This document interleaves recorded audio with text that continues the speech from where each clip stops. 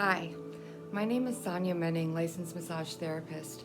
I'm making these videos just to show some of my clients and anyone else who's interested in what I do for self-care. I know that right now is a time where a lot of massage therapist offices are closed, spas are closed, and I know that everybody out there has their aches and pains and sometimes chronic pain. So I wanted to show you some of the self-care techniques that are beneficial for in between your sessions or while you're not able to get a massage. You can definitely do some self-massage. One way to really relax is a self-hand massage. We use our hands for so many things, and it's amazing that even just one little self-hand massage can make you feel so relaxed. It can relax your whole body. So this is something that we should do. We're washing our hands a lot more. While you're putting your lotion on, go ahead and start doing your self-hand massage. It's really a good daily practice. I'm just going to take a little bit of massage cream. You can use whatever lotion that you like. I'm just going to, my hands are so dry because of all the washing I do at work and now all the time. So I just get that lotion on my hands. Now I'm just going to kind of interlace my fingers like this, and I'm going to use my thumbs. And I'm going to come in, you see that? I'm going to work my palm with my thumbs. And man, if you get into this area right in here, this thenar eminence is what it's called. This part is your hypothenar eminence, but this is your thenar eminence. Especially if you have arthritis in your thumb joint, that is going to be very tender. So be careful with that. But this muscle in here is just a really good muscle to work. Here I'm just kind of taking my thumb and I'm going all the way down. Another thing, if your thumbs are sore and you don't want to use your thumbs, take your knuckle and put your palm down and glide along your hand. So you start with your knuckles into the bottom part of your palm and you're sliding. Let your knuckles fall in between the fingers. You can do that for both sides.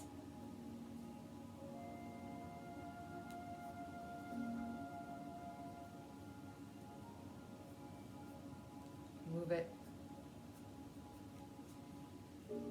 And then you can do each little finger. When we do the finger, we're always going towards the heart. So I'm going to come in here and I'm just going to just like that. And I'm going to kind of pinch the end of it and come off like that. In between the fingers, I like to just grasp it and pull down and go with the next one.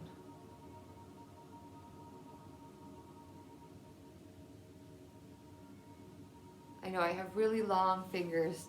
I have funny looking hands. It comes from a genetic connective tissue disorder.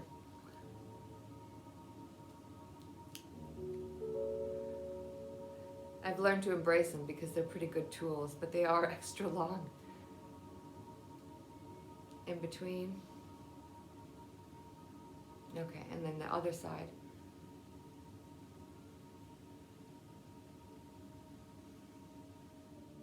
Okay, now it's time for my feet. If you're ticklish in your feet, you might not want somebody else to work on your feet, but it might feel better to do it on your own, to be honest. A lot of times when my clients say they're ticklish on their feet, once I start working them, I don't do like light tickle massage. I do more compressions and deeper work, and even then it doesn't feel so ticklish. Okay, so what I'm gonna do, just bring my foot up like this. If you're not able to come all the way up like this, however is best that you reach your foot, even if you're just like laying down like this and you're kind of coming over, just for a little bit to do your foot. If it's really hard, if you have back problems or whatever it may be, or knee problems or a hip replacement and you can't get that foot up, I recommend finding your spouse, your kids or anything, invite them into giving you a foot massage. Good luck with that. Okay, so I've got some cream. My toes are very long as well.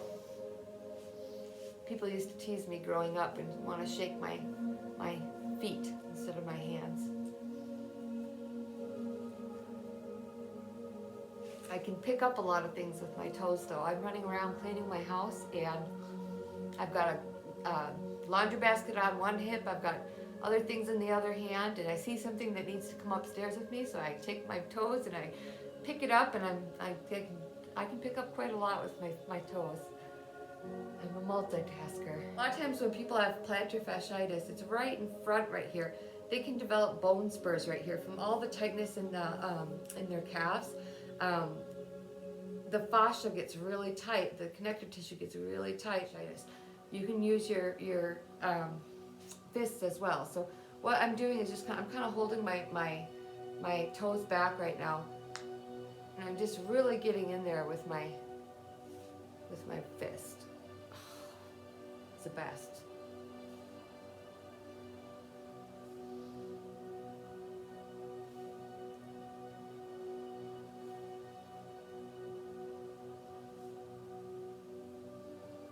Then I kind of like to explore in between the toes. Not, you can go up here, but I'm really in the bones, down in here in the metatarsals, the longer parts that are inside of your foot. I'm getting in between the grooves and just kind of pinching. You can see I'm doing top and bottom. So in between the toes, in between the grooves. So you kind of move around your toes like this and get in that groove underneath from top and in the bottom. And you work your way up a little bit, and oh man, that can be so tender. Some of these muscles that we forget about in our feet,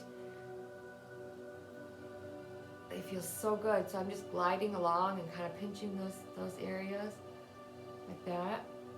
Now the next one, and I'm digging in to both sides in between those bones.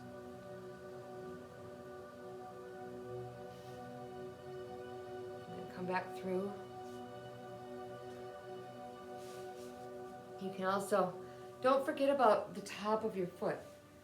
You have so many tendons like that can get tight. Just really pull up on those. Or you can kind of flip across them like this.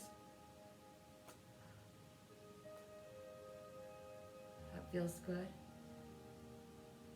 At the same time, I'm kind of rubbing with my thumb underneath here. I have a lot of different pressure points in here. Oh, it gets tight. You can get trigger points in the bottom of your feet too. So if you're working on your feet and you feel like a really tight spot where there's a muscle that's just like a lump in there, apply some pressure to that area. Just like I told you before, you just press into that area, do circles, hang out there for a while, release it, come back into it deeper, see where it hurts again, hold it. And have patience with it. If you have patience with it, you might be able to feel that tissue release, and it feels like it's just melting like butter, and the pain just goes away.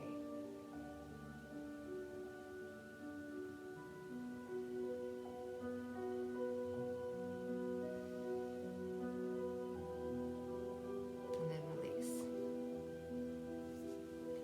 You can kind of come around like this with your hands like this, and we're going to go kind of like a snake bite when we were a kid.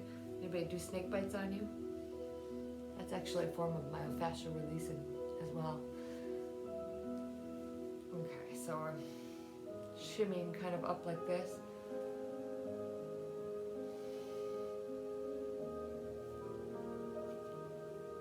All right. Bend down, so we stretch out our extensor muscles this way by pressing our whole foot down like this. Give it a nice stretch. You can feel it all the way up in here. And then you stretch out your flexor muscles, pulling it back. You can feel everything come up in here. All right. Ankle rolls. All right, so my left foot's happy, my right foot is jealous. I'll get to that after this video.